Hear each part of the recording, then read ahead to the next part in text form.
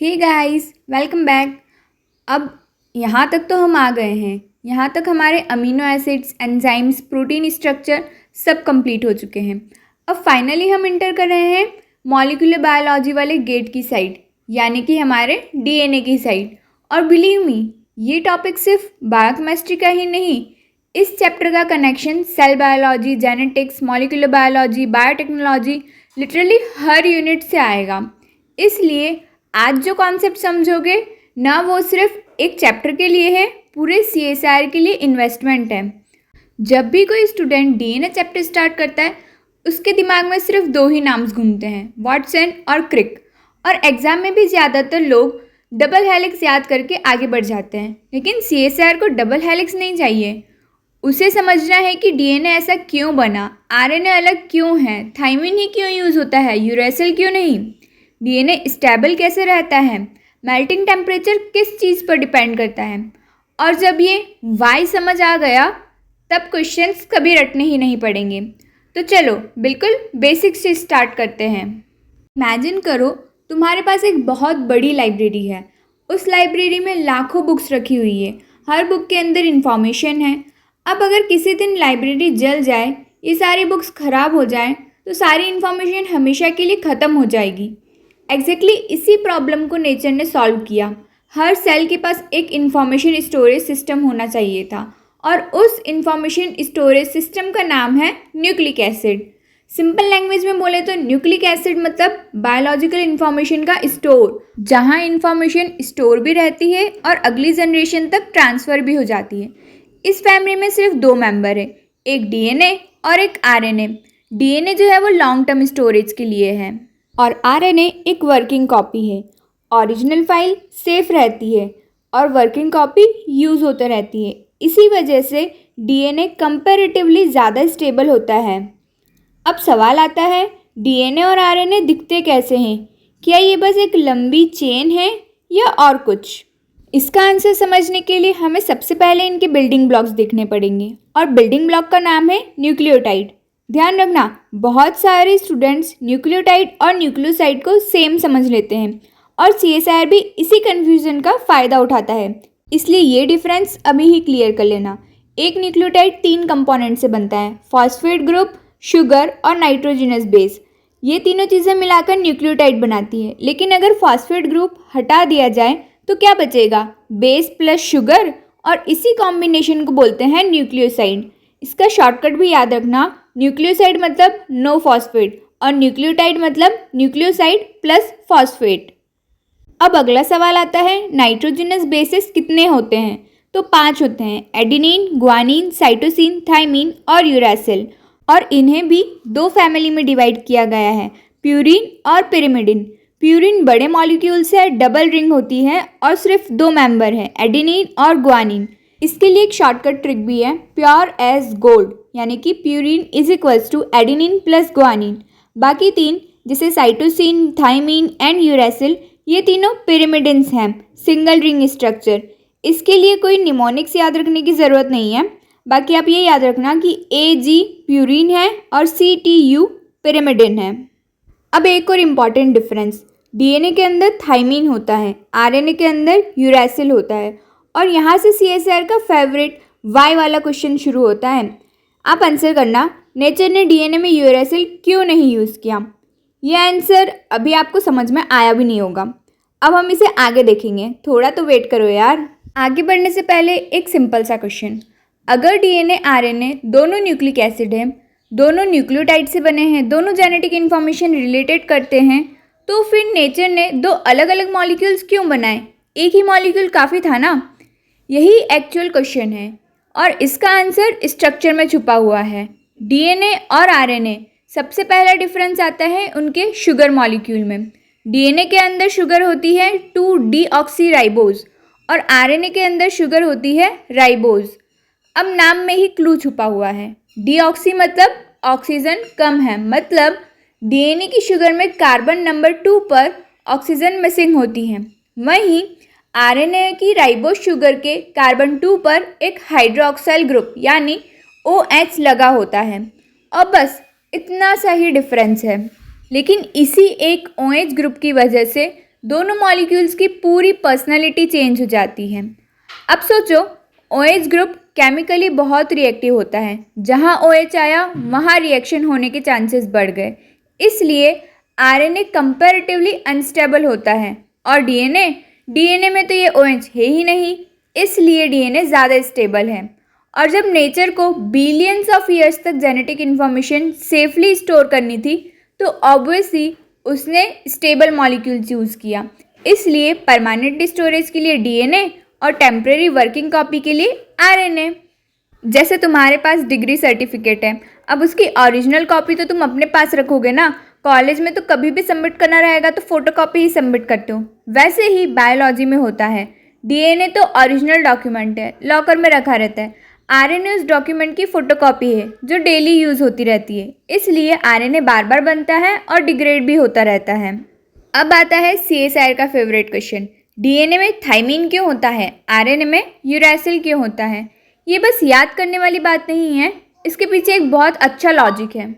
Cytosine जो है वो बेस नेचुरली कभी कभी डैमेज होकर यूरैसिल में कन्वर्ट हो जाता है और ये प्रोसेस स्पॉन्टेनियस होती है। अब इमेजिन करो, अगर डीएनए में पहले से ही यूरैसिल होता तो सेल को कैसे पता चलता कि ये ओरिजिनल यूरैसिल है या साइटोसिन डैमेज होकर यूरैसिल बन गया है।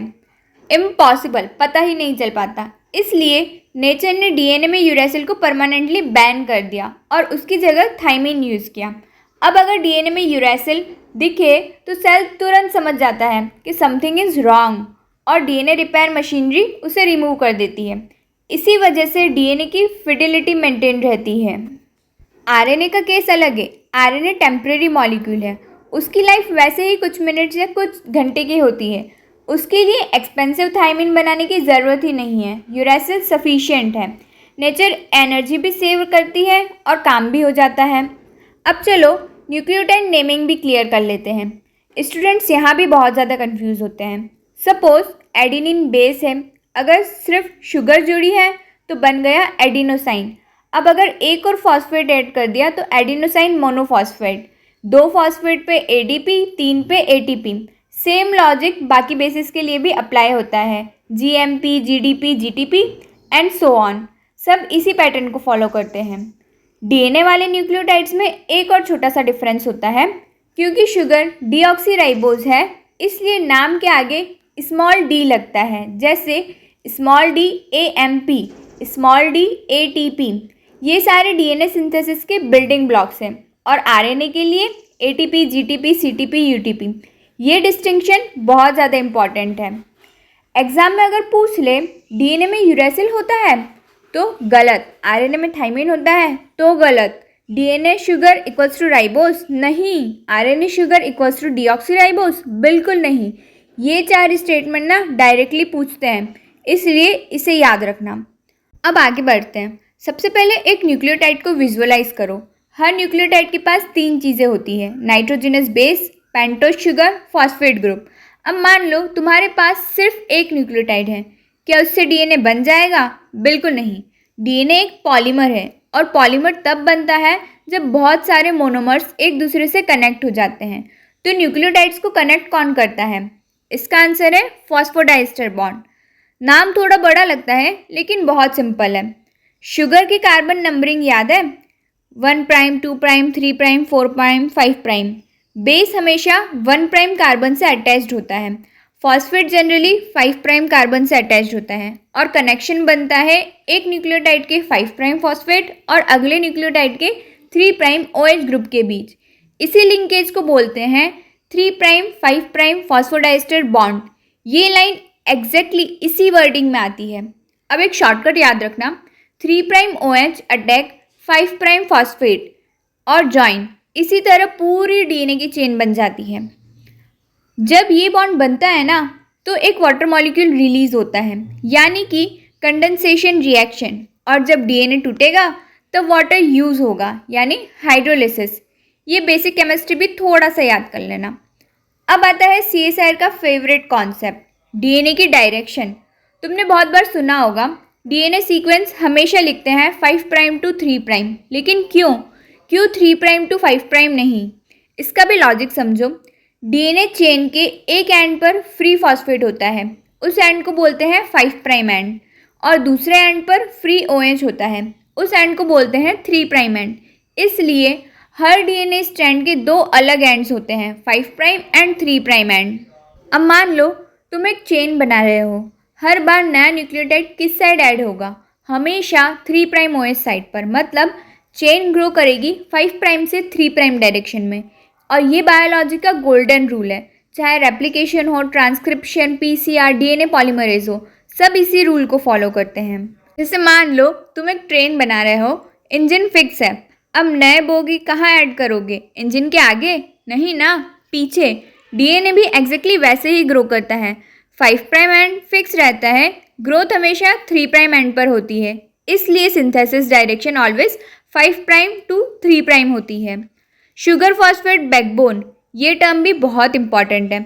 बहुत सारे स्टूडेंट सोचते हैं DNA का आउटर पार्ट बेस से बना होता है, बिल्कुल नहीं। DNA का आउटर फ्रेमवर्क होता है शुगर और फॉस्फेट का, और नाइट्रोजनस बेसेस अंदर की तरफ फेस करती हैं। इसी वजह से DNA का बैकबोन नेगेटिवली चार्ज होता है, क्योंकि phosphate groups negative charge carry करते हैं। इसी वजह से DNA एसिडिक नेचर शो करता है, और इसी नेगेटिव चार्ज की वजह से DNA इलेक्ट्रोफोरेसिस में पॉजिटिव इलेक्ट्रोड की तरफ मूव करता है। देखा, एक बेसिक कॉन्सेप्ट कितनी जगह यूज हो गया। अगर DNA की बैकबोन में म्यूटेशन आ जाए तो एक्चुअली बैकबोन बहुत स्टेबल होती है। म्यूटेशन मोस्टली बेसिस में होती है, क्योंकि जेनेटिक इन्फॉर्मेशन बैकबोन में नहीं, बेसिस के सीक्वेंस में स्टोर होती है। यानी ATGC का ऑर्डर ही एक्चुअल इन्फॉर्मेशन है, बैकबोन सिर्फ सपोर्ट स्ट्रक्चर है। जैसे नोटबुक का पेपर इम्पॉर्टेंट नहीं, उस पेपर पर लिखी इन्फॉर्मेशन इम्पॉर्टेंट होती है। अब आज के लिए एक PYQ टाइप स्टेटमेंट देखते हैं, आप इसका आंसर करना। DNA पॉलीमरेज न्यूक्लियोटाइड्स को किस एंड पर ऐड करता है? इसका आंसर आप कमेंट्स में कर देना। अब अगला एक बड़ा क्वेश्चन, ये दोनों DNA स्ट्रैंड्स एक दूसरे के साथ चिपकती कैसे हैं, और ये आइडिया आया कहाँ से? यहीं से स्टार्ट होती है बायोलॉजी की one of the greatest discoveries. 1953 दो साइंटिस्ट थे, James Watson and Francis Crick. इन दोनों ने DNA का डबल हेलिक्स मॉडल प्रपोज किया। लेकिन ये डिस्कवरी सिर्फ उन दोनों की नहीं थी, इसके पीछे और भी बहुत इंपॉर्टेंट नाम हैं। रोज़ेलिंड फ्रैंकलिन, जिनकी एक्सरे डिफ्रैक्शन इमेज ने DNA के हेलिकल शेप का सबसे स्ट्रॉन्ग एविडेंस दिया था। इरविन चारगाफ, जिनके ऑब्जर्वेशन के बिना वॉटसन एंड क्रिक का मॉडल इनकम्प्लीट। हाँ, कभी कभी CSIR साइंटिस्ट के नाम के मैच द कॉलम में भी पूछ लेता है, इसलिए नाम याद रखना। सबसे पहले चारगाफ का रूल समझते हैं। उन्होंने डिफरेंट ऑर्गेनिज्म के DNA को एनालाइज करा और एक इंटरेस्टिंग पैटर्न नोटिस किया। हर स्पीसीज में DNA का कंपोजिशन अलग था, लेकिन एक रिलेशन हमेशा सेम था। एडेनिन की क्वांटिटी थाइमिन की क्वांटिटी के बराबर थी, और ग्वानिन की क्वांटिटी साइटोसिन की क्वांटिटी के बराबर थी, यानी A=T एंड G=C। यही है चारगाफ का फेमस रूल। लेकिन ऐसा क्यों? इसका आंसर वॉटसन और क्रिक ने दिया। उन्होंने बताया कि DNA में बेसिस रैंडमली पेयर नहीं करती है, हर बेस का एक फिक्स पैटर्न होता है। एडेनिन थाइमिन के साथ पेयर करेगी और ग्वानिन साइटोसिन के साथ। बस यही नेचुरली इनकी क्वांटिटी को भी इक्वल रखता है। अब एक और इम्पॉर्टेंट डिफरेंस, AT के बीच में कितने हाइड्रोजन बॉन्ड्स होते हैं? 2, और GC के बीच में 3। यही रीज़न है कि GC रिच DNA ज़्यादा स्टेबल होता है, क्योंकि उसमें हाइड्रोजन बॉन्ड्स ज़्यादा होते हैं। ये लाइन डायरेक्टली मेल्टिंग टेम्परेचर वाले क्वेश्चन में भी यूज़ होगी। अब आते हैं नेक्स्ट कॉन्सेप्ट पर, एंटी पैरेलल DNA। ये वर्ड पहले डिफ़िकल्ट लगता था, बट लॉजिक बहुत सिंपल है। मान लो 2 रोड है, एक रोड नॉर्थ जाता है और दूसरा साउथ, दूसरी साउथ से नॉर्थ, डायरेक्शन अपोजिट है। DNA में भी एग्जैक्टली यही होता है। एक स्ट्रैंड की डायरेक्शन होती है 5 प्राइम से 3 प्राइम और दूसरी की डायरेक्शन होती है 3 प्राइम से 5 प्राइम। इसी ऑपोजिट अरेंजमेंट को बोलते हैं एंटी पैरेलल ओरिएंटेशन। ये वॉटसन और क्रिक के मॉडल का कोर फीचर है। अब एक और क्वेश्चन, दोनों स्ट्रैंड पैरेलल क्यों नहीं हो सकती? क्योंकि हाइड्रोजन बॉन्डिंग और प्रॉपर ज्योमेट्री सिर्फ एंटी पैरेलल अरेंजमेंट में स्टेबल होती है। अगर दोनों स्ट्रैंड्स सेम डायरेक्शन में होती तो डबल हेलिक्स प्रॉपरली फॉर्म ही नहीं होती। अब बात करते हैं DNA की शेप की। वॉटसन और क्रिक मॉडल के अकॉर्डिंग DNA एक राइट हैंडेड डबल हेलिक्स है। मतलब अगर तुम ऊपर से देखो तो स्पाइरल राइट साइड की डायरेक्शन में ट्विस्ट करती हुई दिखेगी। नॉर्मल सेलुलर डीएनए मोस्टली इसी फॉर्म में होती है। अब हेलिक्स में दो टाइप्स के ग्रूव्स बनते हैं, एक मेजर ग्रूव, एक माइनर ग्रूव। ये ग्रूव क्यों इंपॉर्टेंट है? क्योंकि DNA binding proteins, transcription factors mostly major groove को रिकॉग्नाइज करते हैं, वहीं से उन्हें बेसिस की आइडेंटिटी क्लियरली दिखती है। विजुअलाइजेशन की ज़रूरत नहीं है, बस याद रखो कि major groove equals to protein recognition site. अब डीएनए के डायमेंशंस भी एक बार याद कर लेते हैं। ये नंबर्स बार बार रिपीट होते हैं। एक कंप्लीट टर्न में अप्रॉक्सीमेटली 10 बेस पेयर्स होते हैं। एक टर्न की लेंथ होती है 3.4 नैनोमीटर। दो एडजेसेंट बेस पेयर्स के बीच डिस्टेंस होता है 0.34 नैनोमीटर और डीएनए का डायमीटर अप्रॉक्सीमेटली 2 नैनोमीटर का होता है। इनमें से सबसे इंपॉर्टेंट नंबर है 10 बेस पेयर पर टर्न और 0.34 नैनोमीटर पर बेस पेयर। अब आपके लिए एक PYQ टाइप लॉजिक क्वेश्चन। अगर किसी डीएनए फ्रेगमेंट में 100 बेस पेयर हैं तो उसकी अप्रॉक्सीमेट लेंथ कितनी होगी? हर बेस पेयर 0.34 नैनोमीटर का है, तो 0.34 नैनोमीटर इंटू 100 34 नैनोमीटर। बस इतना सिंपल से कैलकुलेशन आ सकते हैं। अब next statement, GC content increase होने से डीएनए का मेल्टिंग टेम्परेचर इंक्रीज होता है। ये बिल्कुल करेक्ट स्टेटमेंट है, क्योंकि GC पेयर में 3 हाइड्रोजन बॉन्ड्स होते हैं, उन्हें तोड़ने के लिए ज़्यादा हीट चाहिए। इसी वजह से GC रिच डीएनए थर्मोस्टेबल होता है। अब अगला बड़ा सवाल आता है, क्या डीएनए हमेशा एक ही शेप में रहता है? इसका आंसर है नहीं।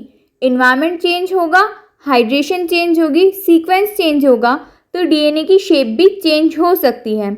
और इसी वजह से डीएनए 3 मेजर स्ट्रक्चर फॉर्म में पाई जाती है, A डीएनए, B डीएनए और Z डीएनए। CSR को ये कंपैरिजन बहुत पसंद है, लेकिन टेंशन मत लो, आज के बाद कभी कंफ्यूज नहीं होगे। सबसे पहले B डीएनए। B डीएनए को एक लाइन में याद रखो, this is normal DNA present in our cell. जब वाटसन और क्रिक ने मॉडल दिया था वो एक्चुअली B डीएनए ही था। ये राइट हैंडेड डबल हेलिक्स होती है। इसमें अप्रॉक्सीमेटली 10 बेस पेयर पर टर्न होते हैं और हाइड्रेशन नॉर्मल होती है। अगर एग्जाम में सिर्फ डीएनए लिखा हो, डेफॉल्ट आंसर हमेशा B डीएनए ही माना जाता है। अब A डीएनए भी राइट हैंडेड होती है, लेकिन ये नॉर्मल फिजियोलॉजिकल कंडीशन में नहीं मिलती। ये जनरली तब बनती है जब डीएनए थोड़ा डिहाइड्रेटेड हो जाए, यानी पानी की कमी हो जाए। A डीएनए थोड़ी कॉम्पैक्ट और मोटी लगती है और इसमें अप्रॉक्सीमेटली 11 बेस पेयर्स होते हैं पर टर्न। और एक interesting point, RNA DNA hybrid और डबल स्टैंडर्ड RNA भी A डीएनए की ज्योमेट्री को अडॉप्ट कर सकते हैं। ये पॉइंट आपको एग्जाम में एडवांटेज पहुंचा सकता है। अब आते हैं सबसे फेमस Z डीएनए। ये बाकी दोनों से कम्प्लीटली डिफरेंट है। सबसे पहले ये लेफ्ट हैंडेड हेलिक्स होती है। इसका सबसे बड़ा आइडेंटिटी पॉइंट है। अगर क्वेश्चन में सिर्फ पूछा हो लेफ्ट हैंडेड डीएनए कौन सी है, तो इसका आंसर डायरेक्टली लिख देना Z डीएनए। इसका नाम Z डीएनए क्यों पड़ा? क्योंकि इसका sugar phosphate backbone zigzag appear होता है, इसलिए नाम पड़ा Z डीएनए। अब Z डीएनए बनती कब है? यूजुअली जब डीएनए सीक्वेंस में अल्टरनेटिंग GC रिपीट्स होते हैं और हाई सॉल्ट कंसंट्रेशन या सुपर कॉइलिंग कंडीशन में Z डीएनए फॉर्म हो सकती है। ये परमानेंट स्ट्रक्चर नहीं होती है, टेम्परेरी भी बन सकती है। और कुछ स्टडीज़ में सजेस्ट करा है कि जीन रेगुलेशन में इसका रोल हो सकता है। अब तीनों एक साथ कंपेयर करते हैं। B DNA normal cellular DNA होता है, राइट हैंडेड होता है, 10 बेस पेयर पर टर्न और मोस्ट कॉमन होता है। A DNA right handed, low hydration, 11 base pair पर टर्न, डिहाइड्रेटेड डीएनए या RNA डीएनए हाइब्रिड्स में मिलता है। Z DNA left handed, zigzag backbone, GC rich alternating sequence, gene regulation से एसोसिएटेड है। अब कुछ PYQ स्टेटमेंट्स हैं, इनका आप कमेंट्स में आंसर करना। सबसे पहला, B DNA is predominant form under physiological condition. Second, Z DNA is right handed. Third, A DNA forms under dehydrating condition. एक और, GC रिच अल्टरनेटिंग सीक्वेंस किस फॉर्म को स्टेबलाइज करता है? और अगर पूछा जाए वाटसन क्रिक मॉडल किस डीएनए फॉर्म को रिप्रेजेंट करता है, तो इसका आंसर देना B डीएनए। आज के वीडियो में सिर्फ इतना ही। अगले वीडियो में हम देखेंगे डीएनए डीनेचरेशन, रीनेचरेशन, हाइपरक्रोमिक इफेक्ट और मेल्टिंग टेम्परेचर। ये सारे कवर होने के बाद में हमारा डीएनए वाला पार्ट भी ऑलमोस्ट बायोकेमिस्ट्री का कवर हो जाएगा। सो मिलते हैं नेक्स्ट वीडियो में। Thank you so much for watching.